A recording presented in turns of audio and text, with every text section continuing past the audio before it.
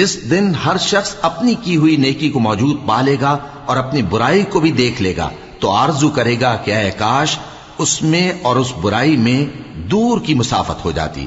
اور اللہ تم کو اپنے غضب سے ڈراتا ہے اور اللہ اپنے بندوں پر نہایت مہربان ہے. اے پیغمبر لوگوں سے کہہ دو کہ اگر تم اللہ کو دوست رکھتے ہو تو میری پیروی کرو.